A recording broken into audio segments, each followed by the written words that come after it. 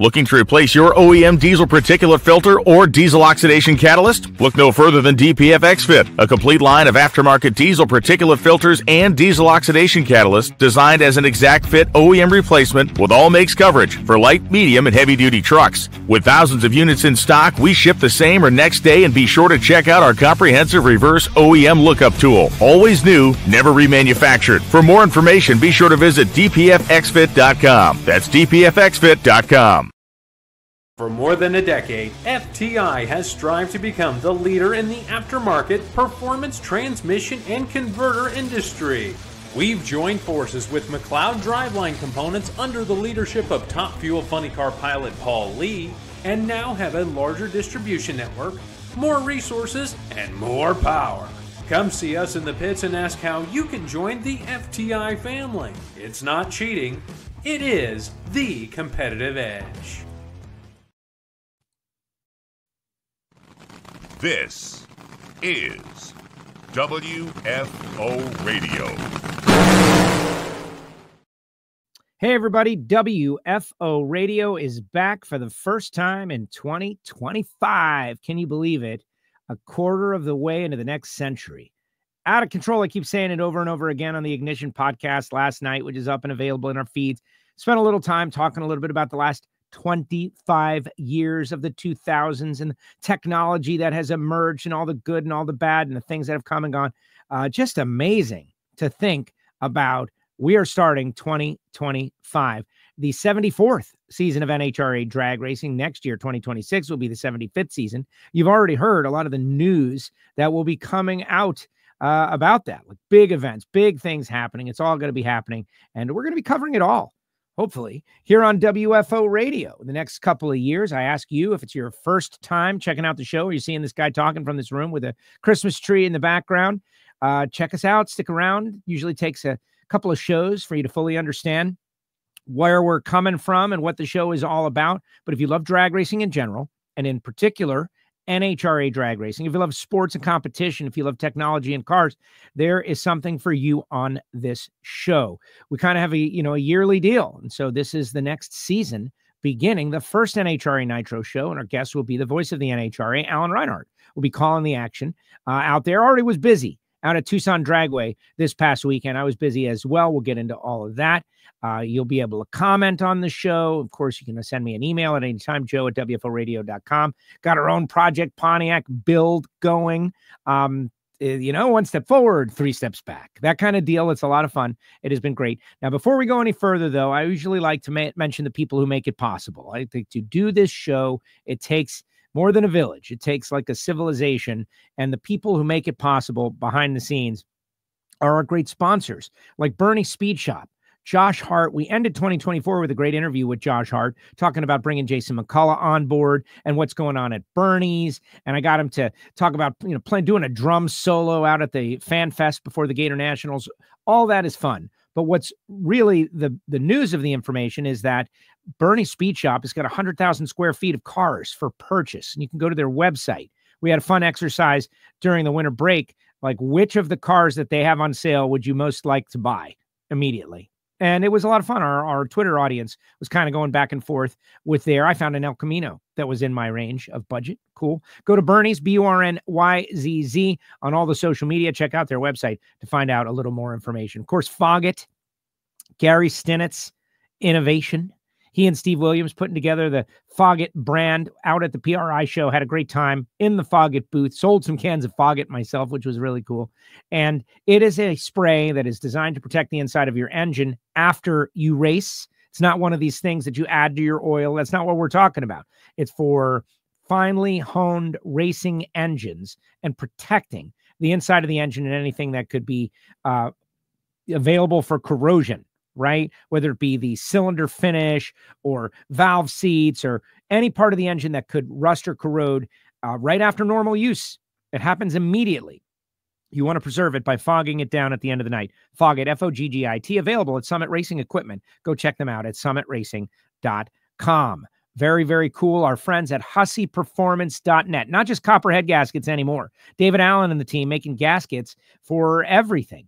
oil pan gaskets, valve cover gaskets, not just copperhead gaskets anymore, but they still do make those copperhead gaskets that everybody has come to know and love.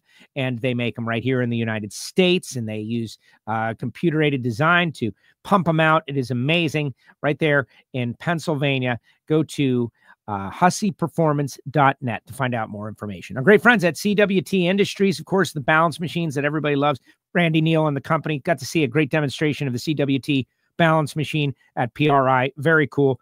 FTI Performance, Total Seal piston rings, the family here at WFO Radio. We'll tell you more about some of our other sponsors a little bit later on in the show. Got to talk about Marvin, got to talk about Frank Hawley, got to see some of your comments. Of course, like, what is your big story? What are you concerned about as we get ready for 2025? Let's bring on the voice of the NHRA, ALan Reinhart, find out how his holiday season went. Hello, Alan. Welcome back, 2025. Hey, Joe.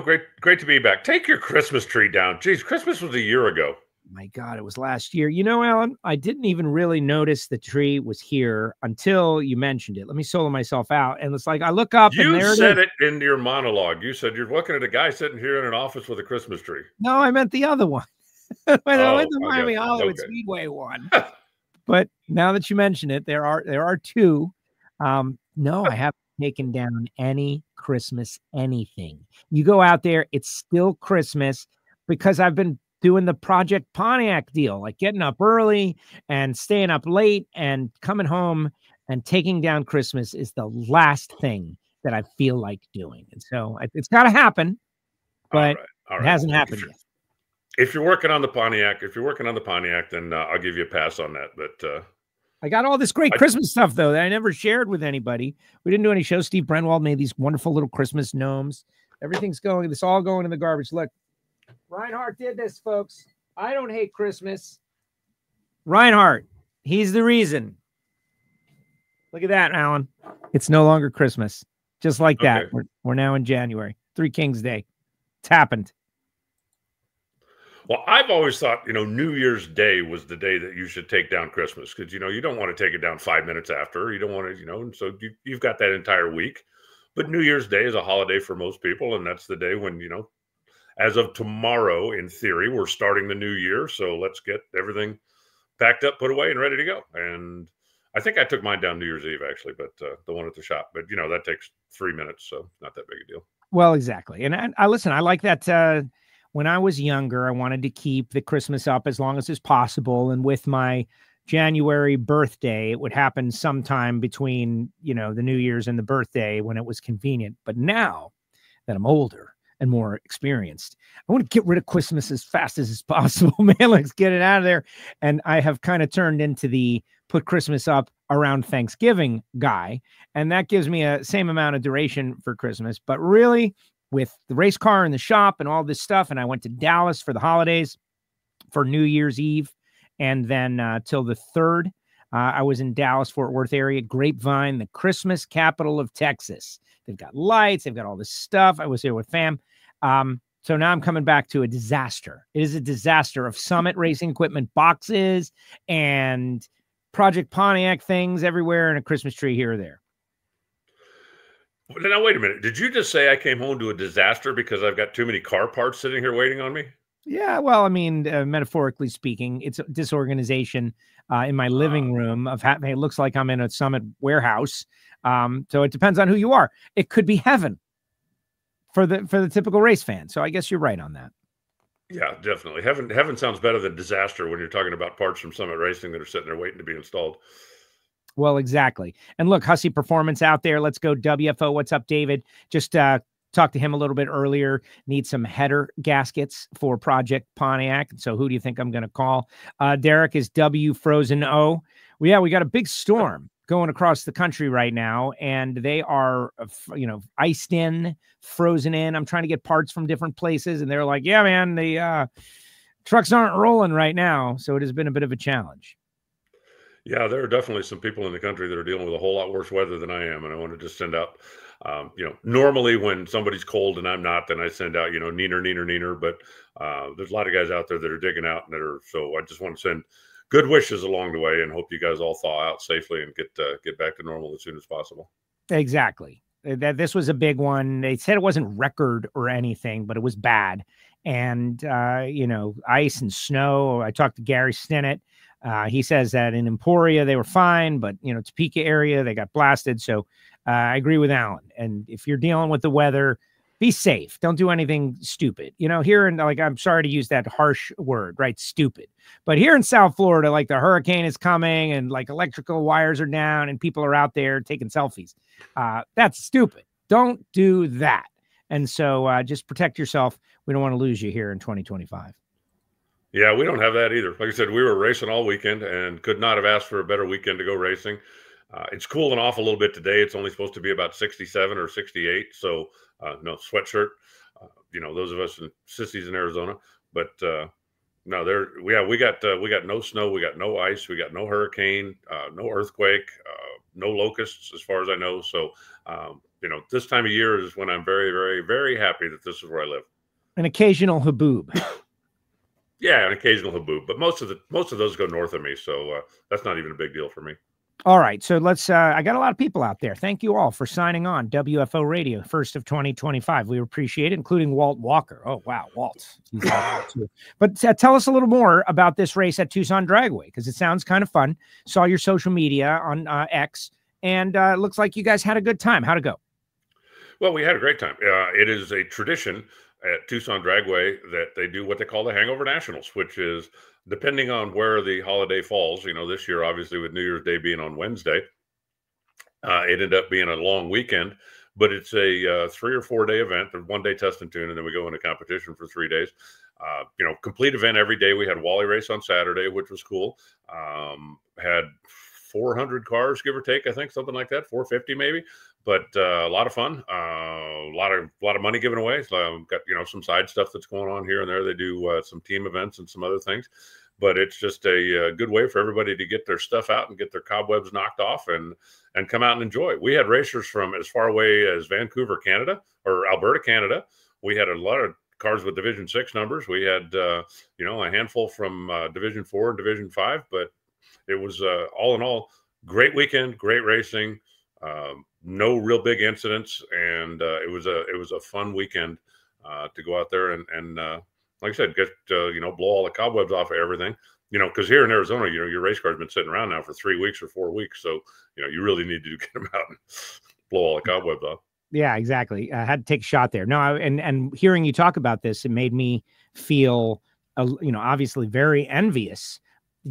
For everybody that still has a track, like a home track, like somewhere nearby, and I'll say within 50 miles. Yours is in your city. Like, how far from your house to the track, Alan? It's like 20 minutes?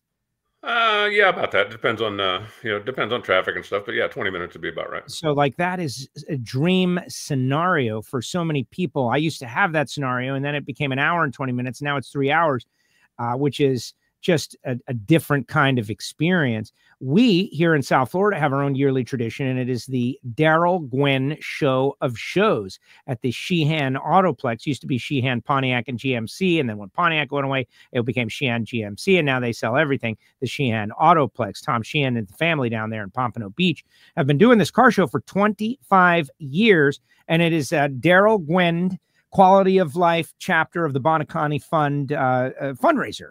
And people go out there and they bring, the thing that makes it unique is that it is a race car show.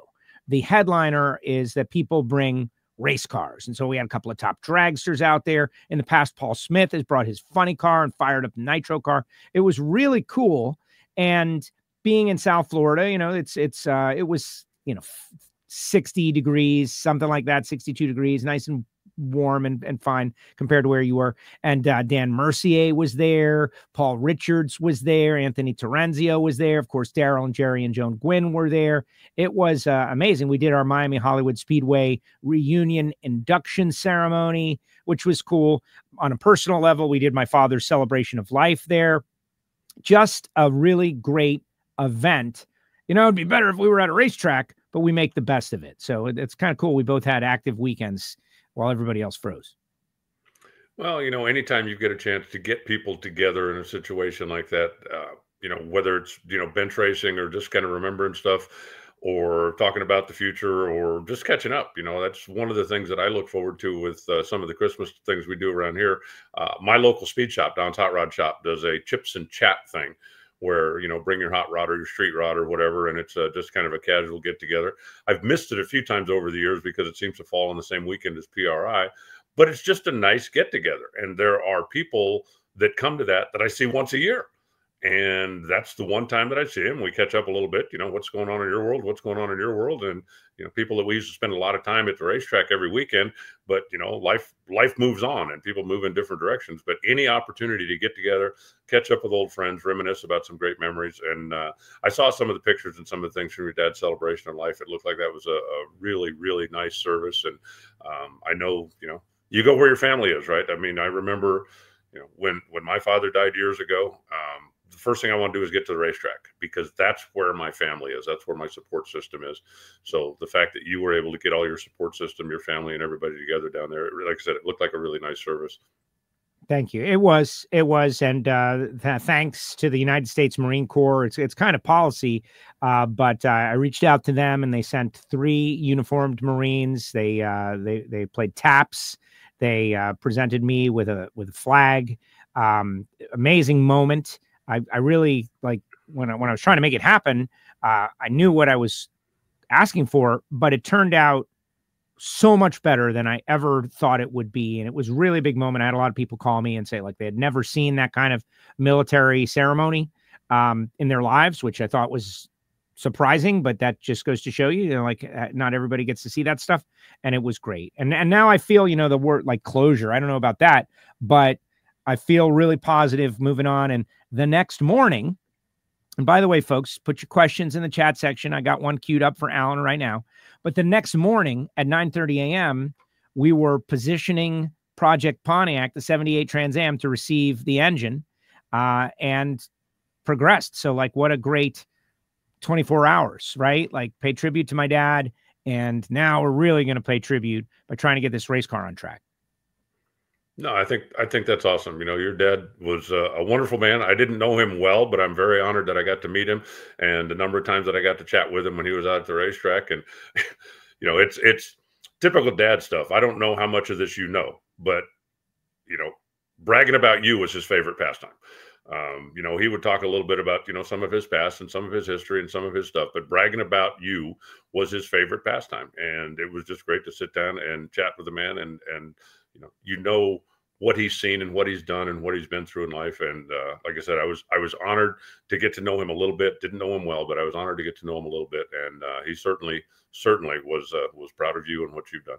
Yeah, well, I hope so. I work hard even right now to do that. Speaking of that, here's the couple of photos of the engine going in to Project Pontiac. Yeah, we struggles now, and there was a lot of struggles. There was some things that went forward, and there's some things that went backward, but we're moving, and that's what matters. We're moving in the right direction. All right, so let's get to some of the questions out there. Phil Burgess has got a great column on NHRA.com, which I highly recommend everybody goes and sees because he kind of lays out everything that are the big questions. I'm going to go to that, and you and I are going to banter a little bit about some of them. But one of our viewers, listeners out there had a question, and I always love these, right? Especially on these free forum shows. Rush Fan wants to know, why didn't the rear engine funny car succeed? That's probably not a bad question. I think strictly from a physics standpoint of it, without having the extended nose, they were pretty evil handling. You move the engine even further back into funny car, and without having the extended nose that the dragster has to kind of balance the thing out, they just didn't do well. Would it be possible that somebody now, with today's, computer aids and things that you could do, figure out what you needed to do? Remember, the first rear engine dragsters didn't go over well either, but people kept trying it. And then Garlits got into, this is going to happen, which if you believe the story, was Pat Garlits as much as Don, because he started building one and then decided no. And she said, no, you're not getting back behind the engine again. You're going to figure out a way to make this work. But there was never really that much enthusiasm in the funny cars for somebody to go forward with that and do it. Could it be done today? Potentially. But as the way the funny cars are running right now, I got to tell you, I don't see any reason to change anything. It's certainly not if I'm Austin Prock. Yeah, definitely not. And I think about the, what was it? Diamond Dave had the shorty top fueler, and I don't know. I just, it doesn't seem to work with the short wheelbase, right? Like we got they got longer, not shorter. And so I don't know. That's a good question for a Jimmy Prock. But like you said, yeah, don't change anything. We're not changing anything. We're keeping it exactly the same. Craig Altier out there says, ask if I'm going to be at the Orlando points race. If so, see you there. So he's already planning on coming to Orlando with Code Red, which is going to be great. I'm super excited. We're trying to make that. That's the goal. That's what we're trying to do. We're trying to run Orlando Speed World and the Baby Gators, with ALan Reinhart on the mic, back to back. That would be a successful debut for Project Pontiac, and we'll see. All right, let's get into some of these Burgess questions, which I think these are kind of fun. All right, like one that I think is interesting is the Tony Schumacher, Ida Zetterstrom. What's going on with both of those teams for next year? And at PRI, I heard much conjecture, but some have said that, neither is fully funded, and maybe like whoever comes up with the best sponsor package might get the priority, is what it was sounding like. I'm hearing some other interesting things out of JCM as well, so we'll wait for that to become reality. But the Tony Ida discussion, some things up in the air, that's public, and it's up for discussion on NHRA.com. Yeah, and I think that what you said is correct. I conversed with Tony a little bit on Christmas for, I don't know how many people know this, but Tony Schumacher's birthday is Christmas. So every year when everybody's blasting, Merry Christmas messages around the world, I send Tony one that says Happy Birthday. And that kind of started a conversation. He's going to be inducted into the Motorsport Hall of Fame of America down in Daytona coming up later on in March. And so we talked a little bit about that. And I asked him, how does it look for next year? And he said, as of right now, kind of undecided for exactly what they're going to do. And exactly what you said. I know, when JCM came in, they had pretty solid sponsorship deal for Tony Schumacher's car. That partnership dissolved, and they have been looking for more financial help. They made no bones about it with Ida's car when she was coming out in Brainerd last year, that they had sponsorship to run basically the back half of the season, a couple of warm-up races and then the countdown.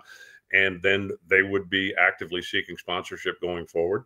I know from talking to the folks that, nothing on the record, but they are speaking with some different companies. They've got some irons in the fire, but they don't have anything locked down yet.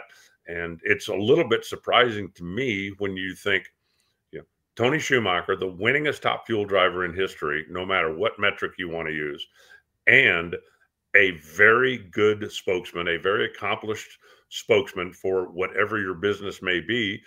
Tony is used to, from working with the Army for all of those years, doing personal appearances and going out and meeting, whether it's youngsters when they were part of the youth and education program, whether it's going to Army bases, whether it's talking to soldiers, whether it's Tony's used to doing that. And if the right deal was in place, he certainly wouldn't be opposed to doing that again. And you have to spend about a minute talking to Ida Zetterstrom to understand she is very bright. She is very marketable. She's obviously very attractive. She knows how to, she knows her way around a race car. If you are looking for some type of female representation or a female spokesperson, that's the whole package right there. That's the real deal. So hopefully they will get something together. It's certainly not too late. They've got the teams, they've got the hardware, they've got the stuff. So, the only thing maybe they don't have is all of the personnel in place as of right now to put two teams on the road. But I don't believe it would take Joe Maynard very long if the right partner came along and if they got, the name on the dotted line for those two to be up and running and ready to rock.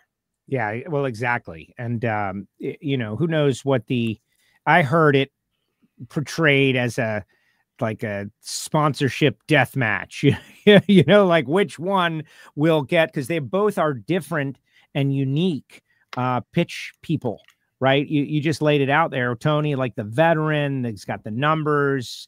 Ida, the fresh young face, international vibe. I don't think they're competing for the same sponsors, is my point. I don't think they're competing for the same companies. They got two totally different personalities.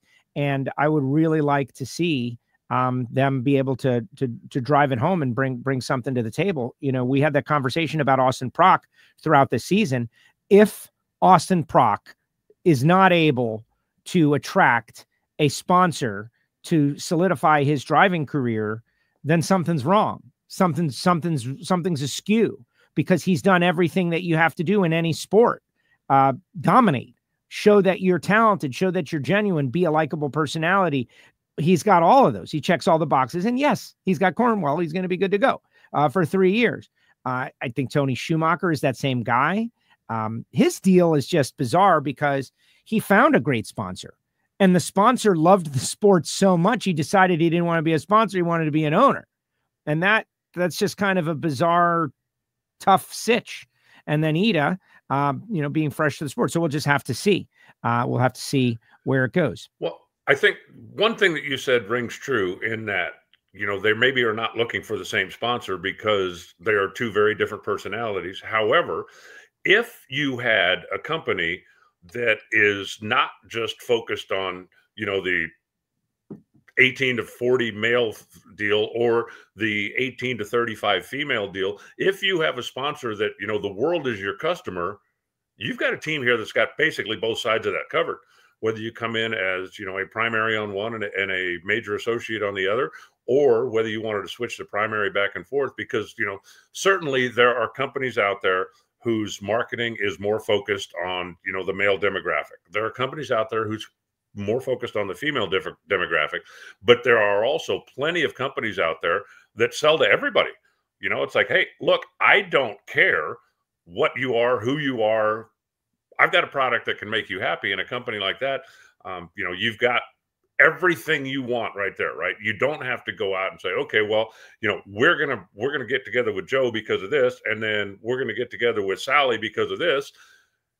You've got everything there in the package, and a couple of cars, and they have the infrastructure. They certainly are going to be competing for race wins and championships. And if you want to call me, I'll give you the introduction, and then I'll take my 45% off the top. That's it. 45. It's not even that much if you really think about it. Hey, Walt Walker wants you to know that he is half a mile away from Nickens Racing, and it's a brisk 40 degrees. All right. Can you hear the dyno? Half a mile? I think you might be able to. There was certainly a time when you could. When I was there during my tenure, after we moved into the new building out in Conroe, during my tenure, there was a time when basically the headers just stuck out the back of the building. So when we were dynoing, everybody knew it. And then being next door to a church, trying to be neighborly, there were times when we couldn't dyno because, there would be times we'd have an engine on the thing and go, the afternoon service just started, so we need to hold off for an hour and a half.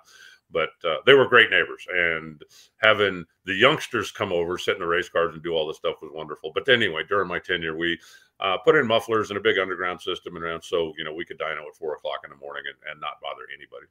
There you go. No, I love the idea of, now I've had some dyno experience. It's great. All right, back to the Burgess. Just for fun, the old shop, which was down literally in the middle of town, Aldine Mail Route way back when, not the nicest neighborhood in Houston. And the dyno, the headers basically went out the wall.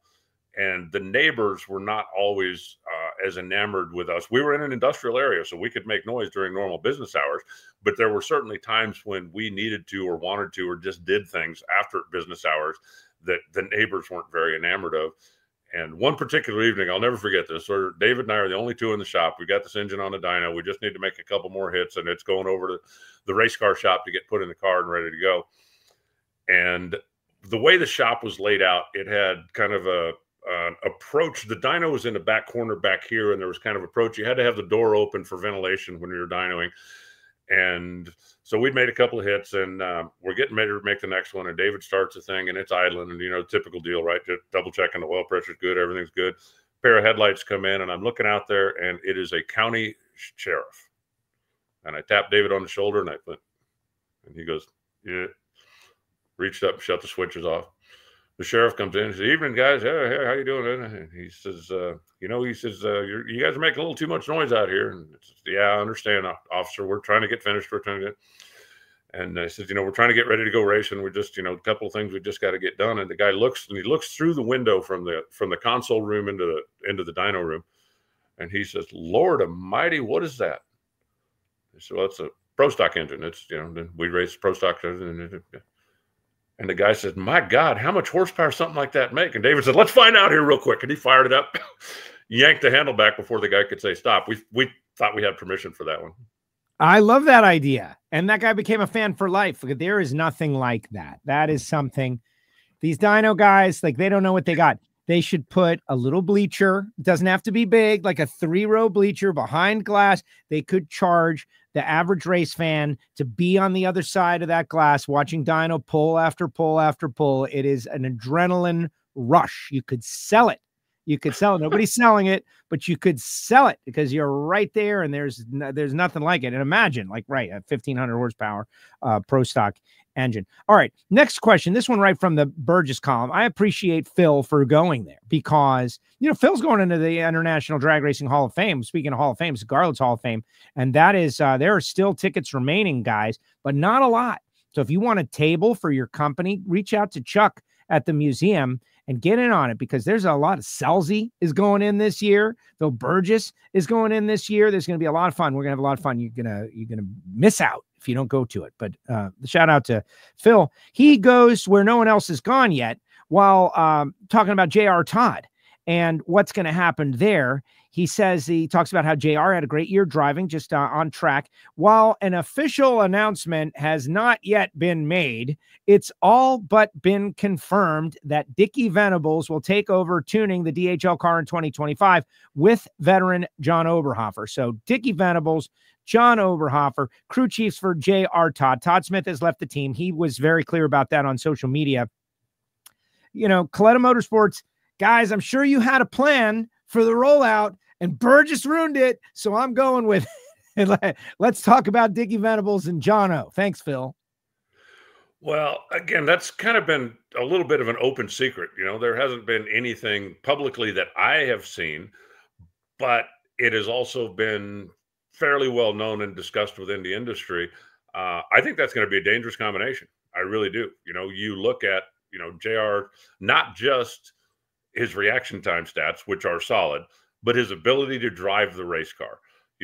There are a number of people that reaction time is the only thing they go by, and I've had the discussion with people, right? Let's say you're comparing Joe and ALan. Joe has 10 whole shot wins. ALan has 8 whole shot losses. So Joe is obviously the better driver, right? No, not automatically. Joe has a slow car. Because if Joe's gone to the starting line 10 times with a slower car, Joe has a slow car. If Joe and ALan traded cars, would Joe have more whole shot wins with a faster car? Of course not. Right. He'd have he'd have much less whole shot wins. So does that mean he's not as good a driver anymore? So anyway, there's more to it than reaction time stats. It's situational. You don't just always go out there. Like you said, it's a very situational profession. If you've got a slower car and you got to take a shot at the tree to maybe have a chance, you're going to have more whole shot victories. JR, though, is an ace regardless. Like, I've heard people say that when it comes to pure driver, that he may be the best in funny car. And just, it hasn't worked out the past couple of years. He's a world champ, but he wants to get up there and fight against Austin Prock. You saw that come out in Bradenton a little bit earlier this year, which was really great. I think a competitive JR Todd and a competitive Austin Prock battling it out on the track could be a joy for everybody. It sure will be fun to watch. And, they obviously have got very, very big plans up there in Ypsilanti. So I think that's going to be a real team to watch with JR. With Dickie Venables bringing all of his knowledge, they certainly don't have any kind of budget issues or any kind of issues like that up at Coletta's place. Anything they need, they're going to have, and it's going to be fun to watch. I think that the car is going to be an instant contender when it rolls out of the box. So Steve has a comment, which I don't know if this is accurate, but he says, it sounds like TSR didn't have the money to keep Dickie. I don't know that that's the case. What I think but I want to know what is the framework of what we should be considering for this kind of move. We know what Coletta did with Alan Johnson, and it worked. And I kind of feel like this is the same vibe. Like, let's do what we got to do to get the guy that we want to put us over the top with this car, especially while Connie can still enjoy it. At the same time, you got Mike Knutson over there, who is, I feel like, ready to be the guy. And, we need young guys like him to be the guy. So I think this could be a move that actually benefits everyone involved. Well, I've heard a few things kind of behind the scenes. None of it that's official and none of it that's my place to tell. But, Tony Stewart is very accomplished in everything that he's ever done in racing. He hasn't made a ton of mistakes over the years when you look at what he's done, putting people in place, putting infrastructure in place, making things happen. I think that he has a plan. He certainly wasn't, and I don't know that it's strictly a financial thing either. But, sometimes you just kind of get stale, if you're in the same place for so long and you're in the same group, and sometimes you just need to make a change. So Phil Schuler is going to be coming in. He's going to be joining TSR, and that's another, gunslinger type of guy in the crew chief role. He and Mike Knutson are going to be working together. So I don't expect Matt Hagan's car to slow down very much, but I certainly expect JR's car to pick up. Yeah, I agree that sometimes you just got to shake things up, like with the managerial situation of the New York Yankees. But that is a different conversation altogether. You got to shake things up a little bit. Henry wants to know, do you know if Dell is going to be with Alexis this year? I don't know that. I haven't heard anything about Dell specifically. I did kind of hear the simmering of something that was intriguing that I wouldn't put out there just yet regarding Alexis. But we'll just have to wait to see if that pans out. I have not heard anything that would lead me to believe that team is breaking up. There's always like some rumor and some gossip and some here and there, but let me just put it to you like this. If those two don't show up racing the same car in Gainesville, I will be surprised. Say that again. I will be surprised if Dell and Alexis are not in Gainesville as a team racing a Toyota. Okay. All right. That will be good. Keith wants to know, what does FRS stand for? First rate service. First rate service. Okay. And where does one get a hat like that? They're mine. I had them made. And why would you have a hat like that made? It's kind of a long story. It's a little bit of an inside joke, but and I really don't have time to tell the whole story right now. Flag me down sometime when you see me at the racetrack, and I will tell you. But it kind of like almost accidentally ended up, and everybody knows I'm in Tucson. I'm a University of Arizona guy. It kind of accidentally ended up being the Arizona State University colors, but FRS is first rate service. All right. Unless you can think of something else you like better. No, you know what? Never mind. I just figured out the whole thing. I'm a little slow coming out of the holidays. Now I'm back. How about fast race setup? Yeah, exactly. Something. Yeah. And if you're fast enough, you could be on the front row. Exactly. Have you, Eddie wants to know, Eddie from Garofalo's in Concord, North Carolina, our great friend. Have you heard anything about Steve Torrence sitting out 25? Steve alluded to this a couple of times and then kind of took it back. And I don't know. And some had said that Billy was going to be the full-time car, and some said Steve's taken over the business of Capco. And I haven't heard any full-time announcement just yet of either, but I'm very curious, and I think they're making us wait too long. What about you? From what I have heard, and again, none of this is official, but I've heard a lot of stuff from behind the scenes. I do not expect Capco to have 2 full-time cars out there this year. I do expect there to be a Capco presence at every event, but I do not expect there to be 2 full-time Capco cars out there, and that's really about as far as I think I can go with that. Yeah, and the rumor mill has been swirling about 4-time champion and their plans. The team has yet to make an announcement. We've heard rumors of everything from partial to no season for one or both of the other. Steve-O is now a dad to 2 young daughters, exactly 0 left to prove. Billy certainly didn't have a lot of fun last year. Yeah, we'll see. I think there's a couple of things that you need to factor in. Yes, the fact that, Steve now has 2 young daughters at home, and you obviously, you want to spend some time with that. And also think about the business that they're in, and think about what is going to probably happen going forward now. I firmly believe that anybody that is in the oil industry in any way, shape, or form is about to get a whole lot busier than they've been. And, those guys pay for a lot of stuff by themselves. So if now's the time when they need to concentrate on business, expand the business, make sure that their business is in place and ready to go, then if that means you don't get to race full time, that means you don't get to race full time. So I don't think there's anything, nefarious or weird or strange going on behind the scenes. I just think that, Steve and Billy have sat down and said, look, this is what we do for work. This is what we do for fun. This is where we are. Family situation right now. What makes the most sense? And they're determining that right now. Exactly. All right. We're not going to rip off the entire Phil Burgess column. Go read the rest of them on NHRA.com, Phil. We want to see. We're trying to drive the traffic, Phil. Don't worry. It's all good.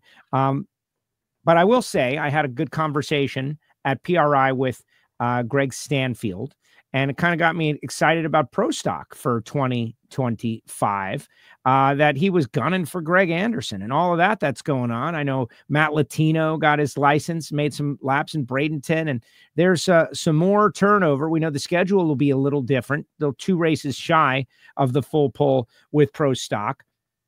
Erica Enders going to be looking for vengeance, of course, for her horrific, nightmarish 1 win, 4th in points season, right? And I mean that as a joke because that's a pretty good season for anybody, just not E. She's not happy with it. Pro Stock looks like it could be pretty exciting. Well, Pro Stock is going to be what Pro Stock has been for the last couple of years. I think it's going to be, KB Titan and Elite, one on each side. I will be stunned because I do believe there's going to be a strong full-time presence out there from the Quadra team. And those guys are ready. They are ready to bust through. And once that first win comes, I'm not saying they're going to win 6 in a row, but once that first win comes, I think that they're going to start getting into the winner's circle on a more regular basis. I really keep waiting for the McGahays to bust out. They've got what they need. They've got the resources, they've got the tools, they've got the folks, and they're just like almost some magical missing ingredient.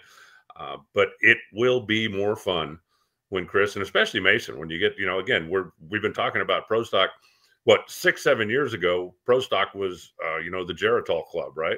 And now it's the kids are taking over the world. And Mason belongs in that group.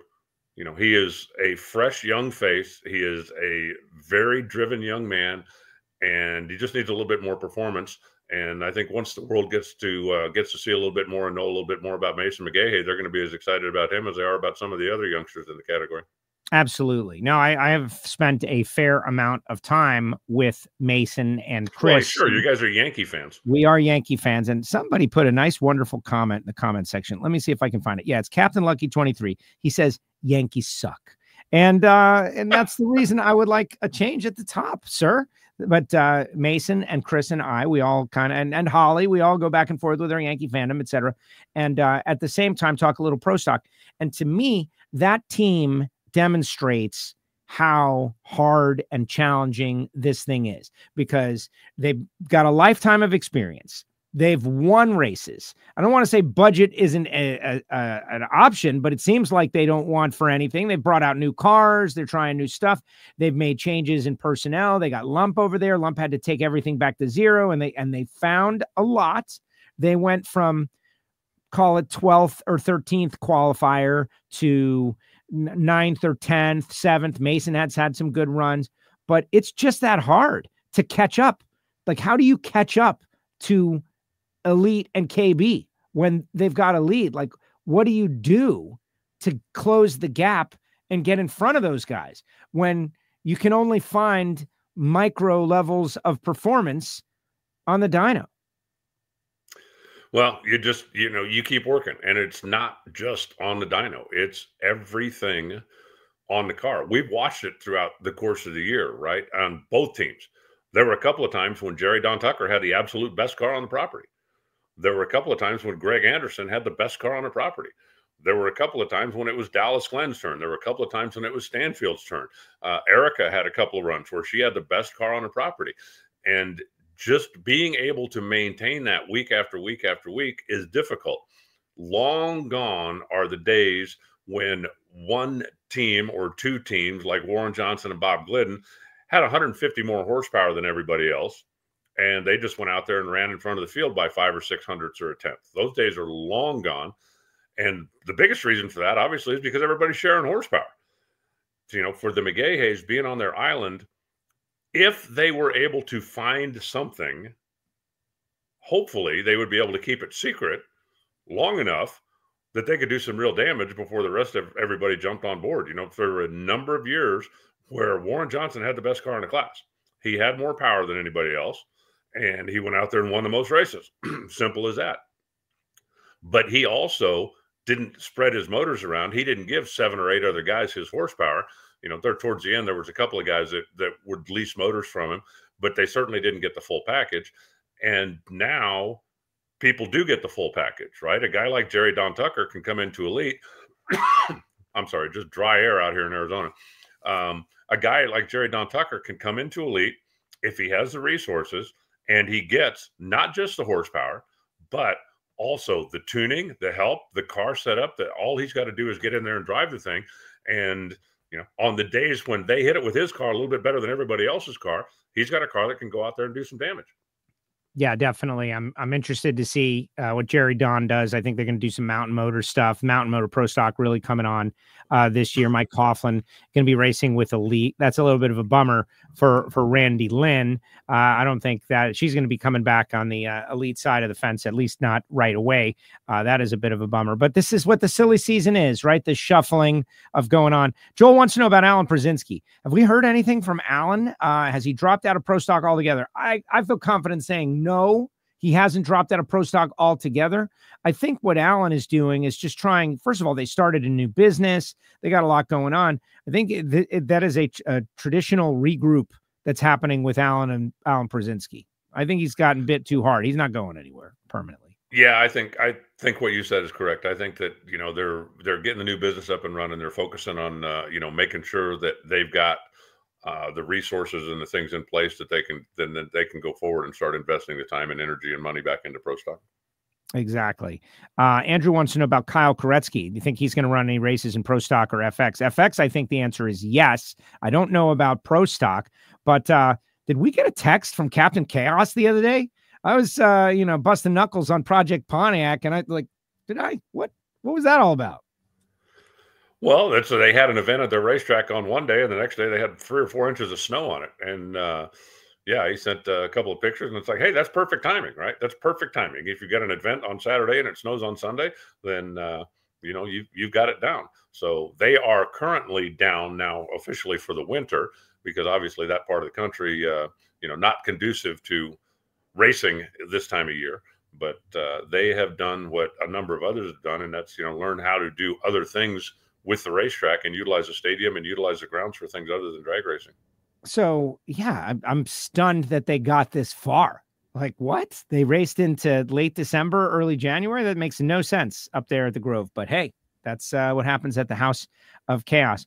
So the NHRA national event schedule starts at the Gator Nationals coming up at the beginning of March, capping 3 consecutive weekends of NHRA racing with Orlando Speed World Dragway in Orlando, the first points race of the year, the Baby Gators, and the Gator Nationals. A 3-in-a-row start is a pretty big deal, and the Lucas Oil Series racers are going to be very busy. I hope to be one of them for the first two of the 3. We'll see if that happens. Talk a little bit more about that later, folks. But the Pro Superstar Shootout has been a bit of a buzz, and this year NHRA is a little more involved on the safety side of things with the safety safari and tech and all of that. And they developed some things that made it to the big show, like 3-time runs in one day in Richmond. So I think it's kind of an interesting event. It's a one-off deal, sea level, Bradenton, Florida, early February. A lot of people are excited about that, kind of a boutique national event, if you will, like small house, big band. Yeah, and that's what they set out to do. You know, the pro organization, which is the owners, the team owners, you know, for a number of years, they've, you know, the relationship with NHRA has at times been very friendly, at times been a little bit contentious. There have been times when the pro organization has gone to NHRA and said, hey, we would like to make some changes. We'd like to do some things. And NHRA, looking at what they have had over the years that has worked. And, you know, NHRA over the years has tried a lot of things, and not all of them have worked like magic. And so the pro organization decided, you know what, we want to go try this on our own. And you look at what they did last year, and I'm sure you've talked to as many people as I have, they learned a lot. You know, there were some good things that came out of that event, but there were also a lot of things that the pro organization learned that, wow, we never thought of that, or we didn't realize this is something that has to get taken care of, or we didn't realize. And so they're continuing on making some adjustments. I think, you know, I think it's always better when the two work together, even if you don't always agree on everything. And so, you know, with NHRA being more involved down there, I think that's good. I think it's going to be a great show, and I think it's going to be a great way to get all the Florida fans warmed up and ready for the Gator Nationals. Absolutely. Like, think about, if you're a drag racing fan, is there a better state to be in than Florida between December and March? I don't think so, man. We got all the pro mod races at Bradenton, at Victor's Track. Then you got Orlando and Bradenton, the baby Gators. And then just across the border, you got South Georgia Motorsports Park. Like, this is where you want to be. But we do have humidity, and some people know you have more events than we do, but we certainly could. We can handle all of that stuff. And you know, in years past, they used to have what was known as the Super Bowl of drag racing, which was a division event and basically a mini national in Phoenix that happened before the Winter Nationals in Pomona. You know, over the years, there have been a lot of years when there was a lot of testing that happened out in Las Vegas. For a number of years when Tucson Dragway was first built, a new one, a number of the pro teams would come down here. And we still have a lot of, you know, pro mod, pro stock guys that'll come by here and get warmed up before they go to Pomona, before they go to Vegas. So Arizona would be a great place to be. Yes, you have more on the racing schedule down there now, but we have, you know, the weather and the infrastructure. I'm not taking credit for any of it. Okay. None of it's happening in my part of Florida. The closest anything is 3 hours away, and I got to drive to it. We used to have some great stuff, but just too much population down here. Doug Reinhart wants to know, no relation, any news out of Larry Morgan Engines Beaver Motorsports combo? Not that I know of, other than Mark and Amanda Beaver last year were very happy with the engines that Larry was building, and they had a fast car, and they were in contention for qualifying at some very difficult races where there were like 22 pro stockers, and, you know, made the field one, missed the field another. Didn't Larry have a great upset whole shot victory in early rounds of one of the races? So I don't think they're going to get out. I think they're going to double down, knowing them. Yeah, I would expect that. I would expect that to go forward as well. You know, again, you just, you know, you continue to work, you continue to learn. It becomes, the degree of difficulty goes up a little bit when you're going up against teams like KB Titan and like Elite that have so many cars, because you just learn more and more and more, you know, if you run more and more and more cars down the racetrack. But, you know, Larry knows how to make horsepower. And I think Larry's got a couple other things that a couple other irons in the fire, so to speak, things that he's working on that are not necessarily exclusively pro stock related. So it'll be interesting to see how much of a schedule they run. Exactly. All right. So there's a question here. And listen, here's the deal. I love drag racing of all kinds. I love baseball of all kinds. But when it comes to baseball, I focus on Major League Baseball, MLB. I'm a New York Yankee fan. When it comes to drag racing, I really focus predominantly on the NHRA, but it is not that I don't like or appreciate other forms of drag racing. Hussey Performance wants to know any insight on NHRA Nitro, like what they're doing.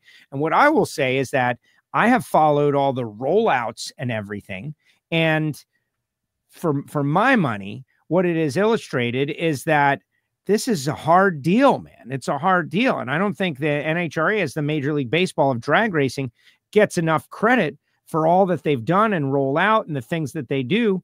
IHRA is trying to stand up again, and it would probably be good if there were some places for nitro cars to run other than Q1 at an NHRA national event where people who are maybe haven't run the car other than in test got an experience. You think of what Clay Milliken was able to do there, and Terry McMillan was able to do over there, and so many others when IHRA was a nice, call it B series to the NHRA back in the day. And, others will argue way back in the day, they were rivals. I don't want to go there. You get what I'm saying, but there seems to be a heartbeat with IHRA. Well, I think the more opportunities that racers have to race, the better. And, I talked to Kenny Nowling a little bit, just, I stopped by the booth at the PRI show, like I think 1,000,006 other people did. Just, hey, what's happening? What's going on? Curious. You've got, Kenny Nowling is a promoter. Whatever else he is a promoter. He figures out a way to get people in the stands. He figures out a way to get shows put on. He figures out a way. And he has now got an opportunity to try to start something almost from scratch. And I think that he is going to go out there. He's going to put a lot of effort into it. They've got some funding and some financing behind him. It was interesting to me that shortly after PRI, days, the the announcement came out that the entire organization had been sold to a guy who had come in initially as basically a title right sponsor. And so now they have complete control over what they want to do. Pretty ambitious when they announced the 10 Nitro Jam series. I'm still waiting to see some more details after that. But I think any opportunity to put cars on track is a good thing for drag racing as a whole. I don't think that NHRA is going to, or that IHRA is going to run NHRA out of town. I think, as you said, when both series were healthy, I think it was good for drag racing. There are a lot of, smaller areas, smaller tracks, smaller venues that couldn't necessarily host an NHRA national event. But maybe if they get a Nitro Jam in there, that's an opportunity for casual fans or for local fans to go get a taste. And if that then hooks them and they go, okay, now I want to make the trip to Indy. I want to make the trip to Seattle. I want to make the trip to see what the NHRA's got. I think that's good for all of us. So I'm watching as you are, just waiting for kind of, the next announcement or the next thing to come down to the schedule to come out to see what they're going to do. But I think that, they've got, from my understanding, they've got good financing over there. They've got some really ambitious people in place, and they have got some big plans. And, Rome wasn't built in a day, but they need to start, and they've got a plan to get started. So I'm waiting to get some more information. Well, exactly. And, there's drag strips around the country, and I think NHRA recognized it as well with the Peach State Showcase of Speed, that there needs to be a place where the person or team that wants to dip their toe in the water for nitromethane can go. That isn't an NHRA national event. And the tour, right? Like, all right, we're going to do this, Alan. We're going to go 20 races. Like what Sean Reed did last year is incredible, how he was able to pull off the maneuver that he did, buy a car, go out, run the full season. And look, it took him to the end of the year, but by the end of the year, they got it. By the end of the year, they were a car that could win races. That's really hard to do. He had Rob Wendland there. There has to be a match racing type thing. There has to be a place to go, a smaller house where you can work out the bugs. If you're a stand-up comedian, if you're a band, or if you're a Nitro team, you need to have somewhere that's not the bright, hot spotlight where you can maybe make some mistakes or not have things be totally critical. Like, oh, you've oiled the track, you've ruined it, we hate you. And I think this could be that. That could be that. And the Peach State Showdown, I don't know which teams or drivers are going to go to that, but showcasing Nitro for a different market. Well, we talked about this a couple of weeks ago, and, that was my first thought when I saw the format and the Peach State Showdown and what they're trying to do there. Was it reminded me a little bit of a match race, where you don't have the full tilt deal. You've got a couple or a few cars that are coming in to put on a show, and it gives a smaller track a great opportunity to sell tickets because, Nitro cars, pro stock cars, the big show cars sell tickets. Simple as that. It gives a smaller track an opportunity to showcase this stuff. It's their word, so I'm going to use it. And that gives the the fans in that community a chance to come out and get a taste. And if they decide then that, you know what, it's going to be worth making the investment, making the trip, going down to see the Gator Nationals, or, you know what, I'd like to go see 4 at a time. Maybe I'll go north. Maybe I'll go to Charlotte and check out the event up there. Maybe I'll go to Richmond and check out the event up there. But getting nitro cars into the smaller venues right now is difficult. And, back in the day, match racing was a normal deal. Firebird Raceway was my home track in Phoenix, and there was 4 or 5 times a year when you could go up there and see nitro cars, see jet cars, see booked in shows, see, these big loud, fast cars in a smaller environment with a cheaper ticket.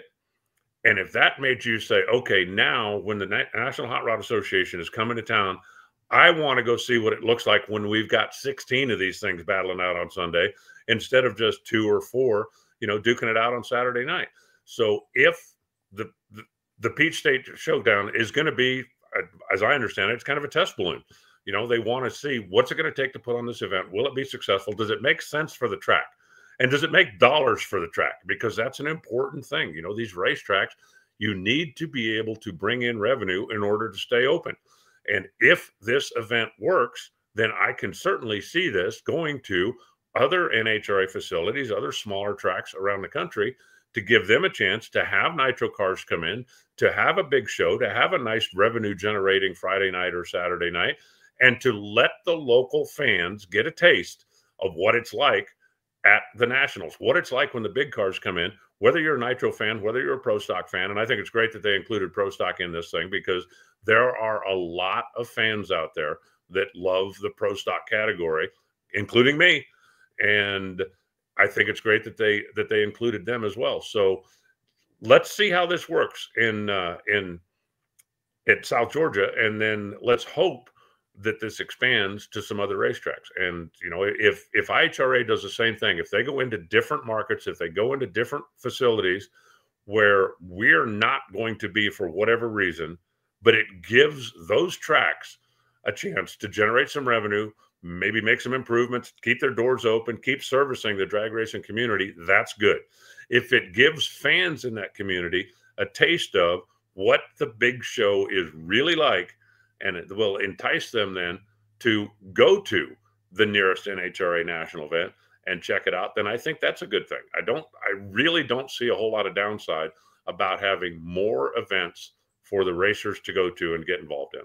Yeah, our great friend ALan Werner once created an analogy that I unfortunately cannot share on the air about these kind of races and how what the NHRA national event is like, compared to the match racing scene.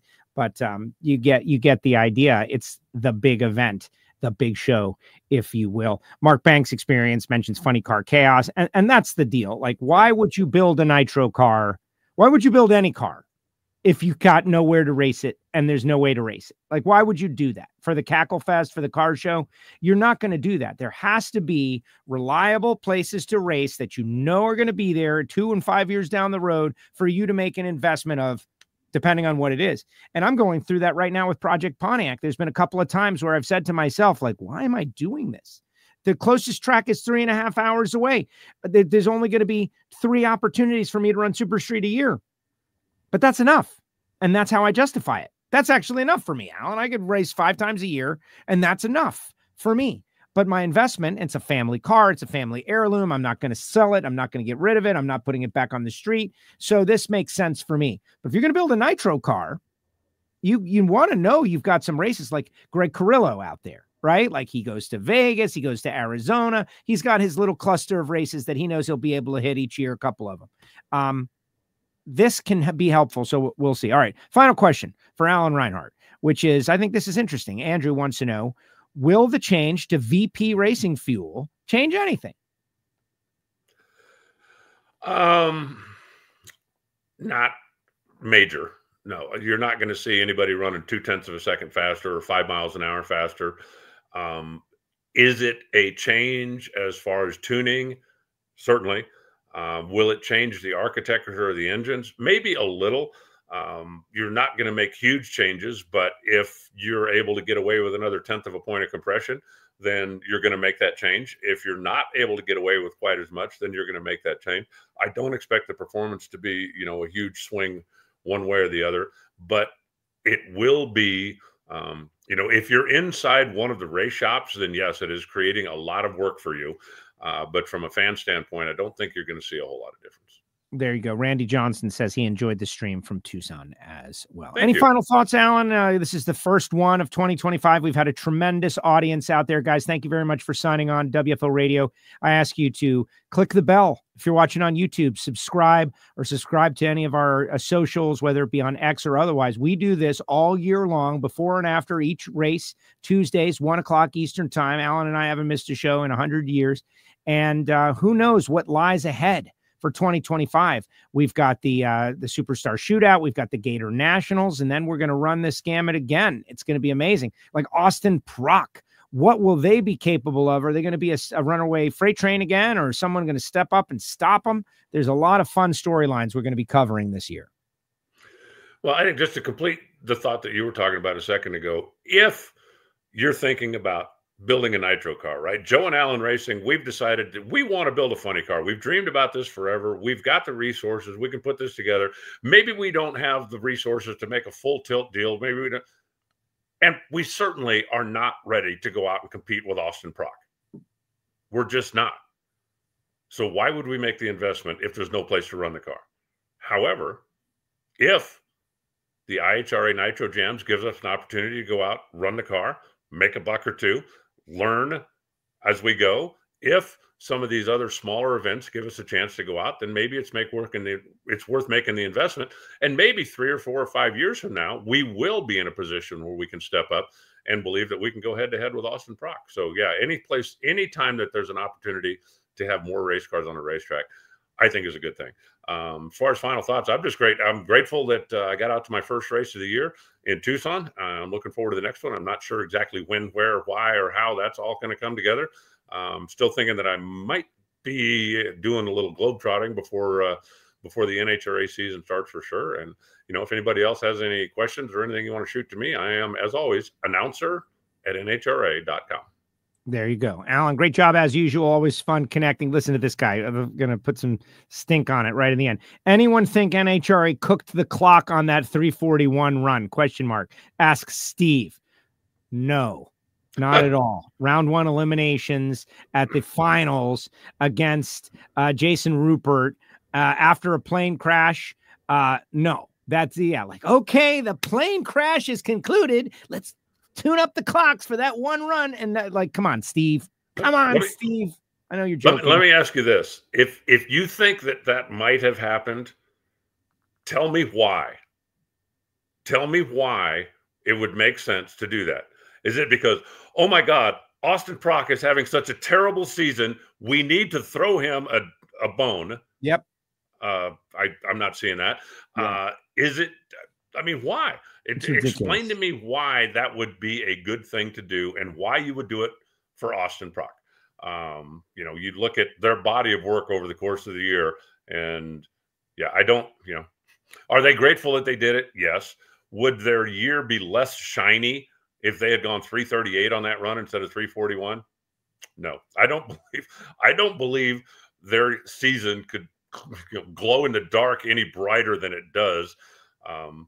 Like I said, are they grateful to have it? Certainly. But if you really believe that somebody cooked the clock, tell me why they would do that. And how? How do you cook the clocks like that? What do you do? I've been up there. I see how it works. I know what's going on there. What exactly are we doing to get it over a specific number? That's not how it works, sir. But anyway, I'm just having a little fun with you, Steve. I know conspiracy theories are the coin of the realm these days. And we got to have some out here. But no, my answer, honestly, no, definitely not. 100% no. Alan agrees. And there you go. Alan, great job as usual. Thank you so much. Thanks, Joe. We'll talk to you next week, if not sooner. Yes. Appreciate you. There he goes. What is it? Service now? Free for first class service? First rate service. First rate service. There he goes. ALan Reinhart. First rate service here on WFO. Thank you, Alan. Appreciate you. Put your comments in the comments section, guys. Even you, Steve Westberg. Put your comments. Let's get a retort. Yeah, you're probably right. like, it's just not possible. There's too many moving parts, too many things. Stuff like that would leak out. That's why I don't believe really most conspiracy theories. You know, we'll talk about it. Put your comments in the comment section. A lot going on. I would love to hear your opinions. We're going to do all of that after this.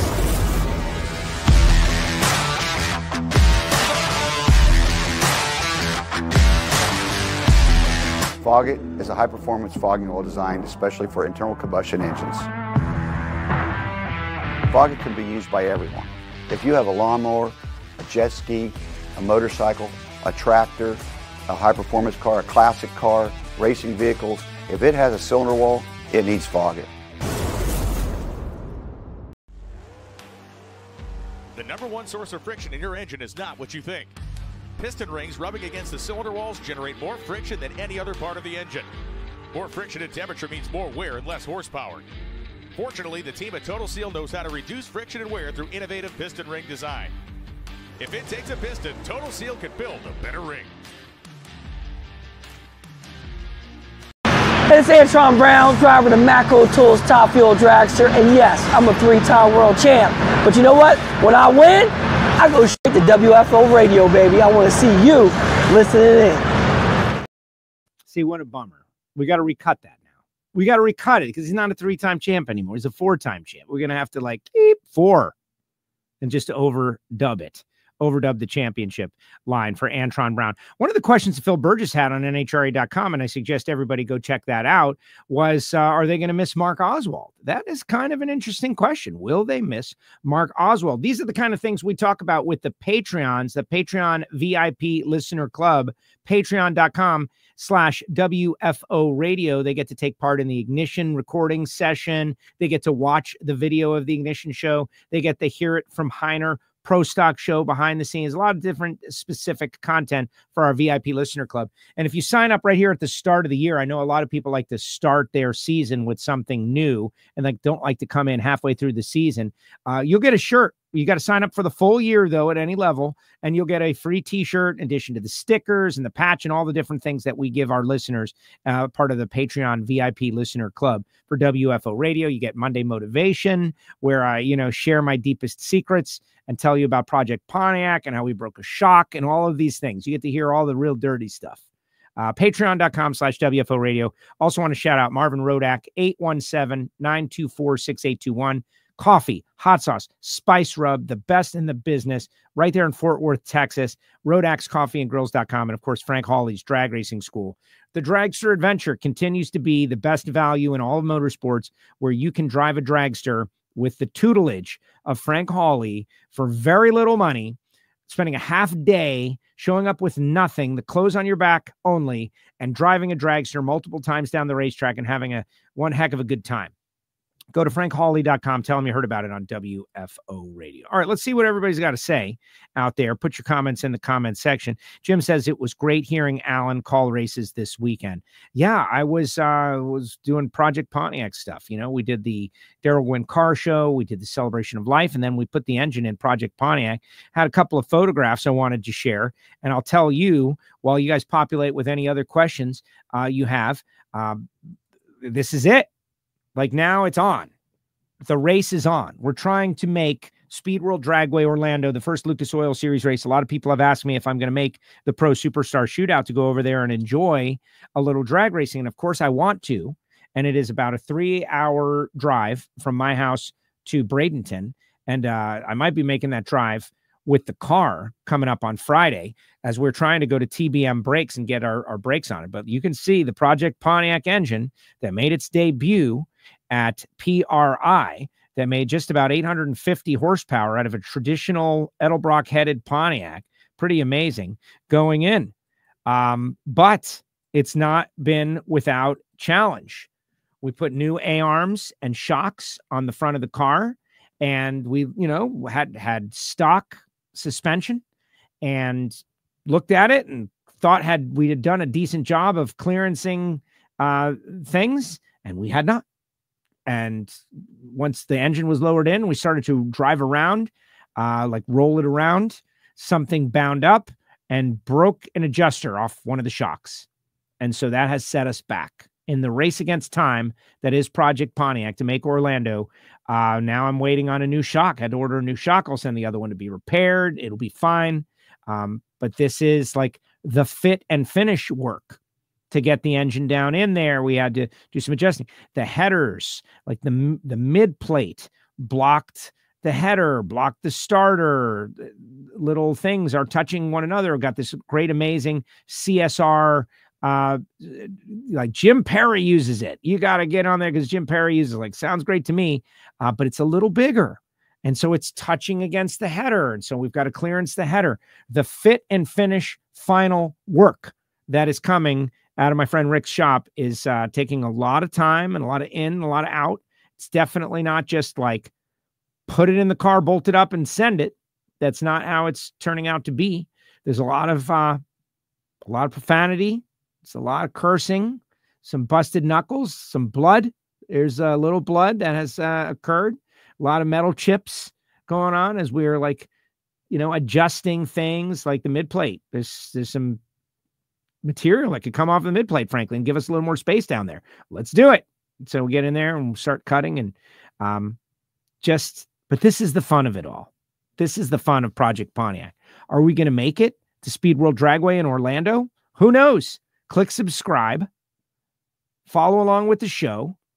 And whether we're talking about the stars of NHRA drag racing like Steve Torrence, Antron Brown, Brittany Force, whether we're talking about Matt Hartford, Erica Enders, Greg Anderson, whether they're talking about Gage Herrera, we'll also sprinkle in a little Project Pontiac, which to me, I am very excited about being part of any kind of heads-up racing, .90 racing in the NHRA. To me, it is unappreciated and unheralded and takes tremendous effort. But, once your car's together, you just hone it. You make it as better as you can incrementally, as opposed to realizing that you built a car and now your neighbor can outrun you by 0.2, and you can't have that happen. So it's time to go to like Rocket Money and get a loan, right? Like this, once it's built, we're going to be able to race it and run it and hone it and do pretty well. A lot of people were very excited at the Darrell Gwynn car show on Saturday night. So great to see Dan Mercier there. Anthony Terenzio, who uncorked the secret on me, baby. Wow. Jay Blake selling his alcohol funny car. I don't know if you guys saw that. If you'd like to purchase Jay Blake's alcohol funny car, you can email me, Joe at WFOradio.com. I'll put together with Jay. You get the Joe discount of $1. All right, let's see what everybody has to say. And if there's not much going, we're going to bounce on out of here. And I'll go back to working on locating some. Well, I got gaskets coming from Hussey, but had to pull the header out. Gasket got a little damaged. Need a new set of gaskets. That kind of deal. Amazing times where I can get live drag racing news weekly. Thanks, says Co. Thanks, Co, which means he means Joe. J and K are close together on the keyboard. Thanks, Val. We spoke a lot about that on the Ignition podcast, the audio-only podcast. It's not all drag racing guys. It's more a group of people who love drag racing and sports getting together, talking about whatever happens to be the hot news of the day. Talked a little bit about Chili Bowl and what's going on. Talked a little bit about Project Pontiac. Talked a little bit about NHRA drag racing. And, of course, the Giovanni and Miami sports collision, where I attacked the Miami Dolphins organization, et cetera. But there is a lot of drag racing on there. We spent some time talking about 2025 and how it's not just another year. These certain years are markers in time. And I went back to, and we talked on the show, like, where were you in Y2K? What were you doing? What were you doing in 2000? It's 25 years ago. What were you doing? NHRA is not making a big deal out of their 74th or 76th year. They're making a big deal out of their 75th year. So these 25-year anniversaries are huge. And I thought about it where I was in 2000, which had just started my on-air broadcast career in South Florida on 560 QAM with a show called Motorsports Saturday. We were trying to educate the South Florida community about NASCAR racing because Homestead Miami Speedway had just gotten their first cup race in 1999. Tony Stewart won it. Just a little note right there. And that photo that I show from time to time with me and Tony Stewart, that's from 1999, the start of the career. And he's done real well. I'm hanging on. But to get 1 hour of airtime at a radio station was a really big deal. And it put in a lot of effort, a lot of politics and a lot of finagling and networking and some begging. All of that happened. And the career has advanced since then. And what's amazing to me is the technological advancement that we are all experiencing. And we go in depth on the Ignition podcast. I would love for you to listen to it. But the podcast in general, the idea, and it's not all good. We know that there's a lot of negative that is associated with the mobile device and the internet and the high speed. But really, it's mobile internet device, high speed, social media altogether have fundamentally changed our world. Now, instead of having to beg for an hour of airtime from some radio people that, did they know I had talent? Do I not have talent? Like, none of that really matters anymore, because from my home studio, I can sign online, and through a fantastic program with a little camera that I purchase at a store, consumer, I can broadcast to an entire world whenever I want. And we have got listeners, diehard listeners in Australia, in England, in Canada, the soon to be 51st state. We have got all of these things going on, and it's just so easy, and it's amazing. The technology that has advanced is incredible.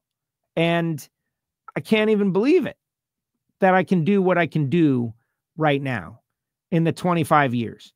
I started out as a track announcer in the early 90s, Miami Hollywood Speedway. I'm now a track announcer, work for the NHRA, have a great time. Love the people that I'm around. I love the idea that we're pushing forward the National Hot Rod Association as best as we can. Try to get it into the world, into the conversation with Major League Baseball and the NFL. And I think it's getting there. I think we're getting there. I also mentioned that I did my dad's celebration of life on Saturday night. It was very difficult. It was challenging. I had to speak, which, I'm comfortable doing, but not about that subject matter.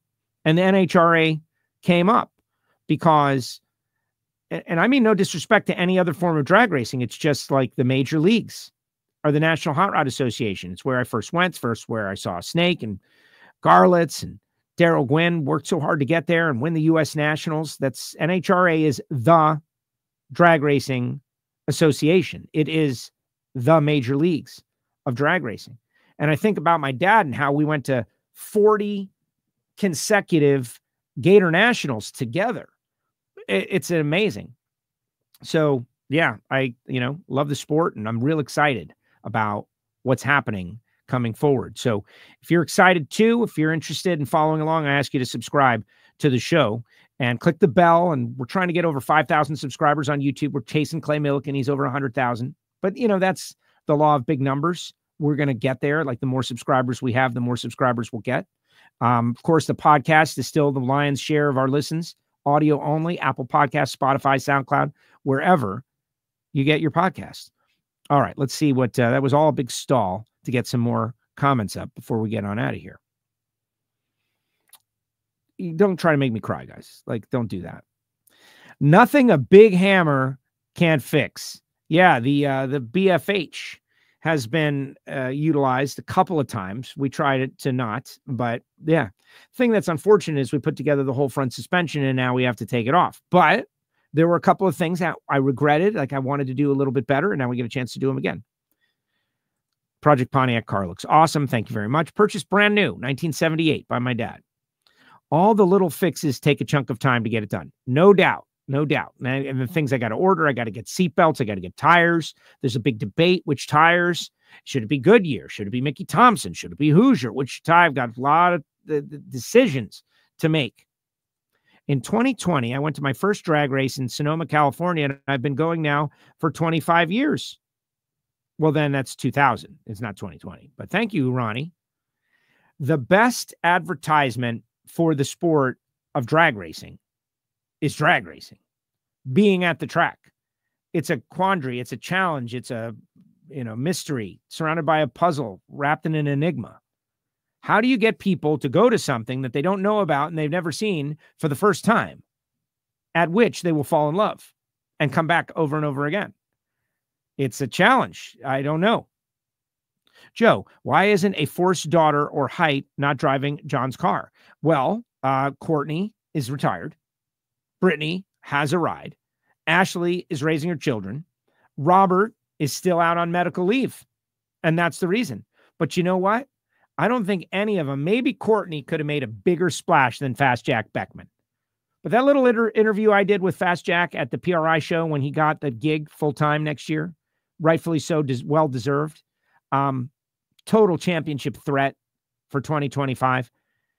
The thing that I don't know that people truly understand is that Fast Jack connects. People really love Jack. They love Jack. He talks too much. He talks too little. He's got a vocabulary, you know, he's got all, people love the guy and he moves the needle. I see it with my stuff. And so Jack, hopefully you're available to be on the show as often as is possible. I meant 2000. Let's see. Love you, Joe. Happy New Year. This is going to be an awesome year. Hope to see you on NHRA.tv. Can't wait to see you at the races. Yes, that's true. Yes, Kara. It's going to be awesome. And I am super excited as well. I cannot state how much excitement I have as we get ready for NHRA 2025. And the Pro Superstar Shootout, honestly, this year, it's year 2. I'm waiting for announcements of like the cool, creative, new things that they want to bring out. Because this race has kind of become the thing, at least in my mind, where the pro racers signal to NHRA what they're cool with. NHRA has got their program. This is what we do. And the pro racers have an opportunity to signal, we'd be cool with this. We'd be cool with this. We'd be cool with this. We're trying this. We like this. This is what we want. This is what we think is better. Without just going in front of a microphone and a camera, because, you know, like talking about it is one thing, but showcasing it and proving it in actuality is something totally different. And that's why 3 time runs in one day, 3 qualifying runs in one day was adopted, because they did it and it worked. And that's all that matters. So, Joe enjoyed the video from inside your trailer. Right trailers, guys. So I did a big discussion on the Ignition show about Michael Scott and Right trailers. But while we're talking about it, please watch that video. Like, I almost don't want to tell you what happened. If you didn't see what happened, I almost don't want to tell you what happened. I want you to learn about it from the video. But I went up to pick up the trailer for Project Pontiac. And Michael Scott from Right Trailers Nationwide had something planned, and they recorded it all and put out a video, which I would love for you to watch and see. But it was amazing. It was mind-blowing. It was something that touched my heart. I can't even describe. And we're going to be talking a lot more about it later on this year. All right, guys, WFO, appreciate you. 2025.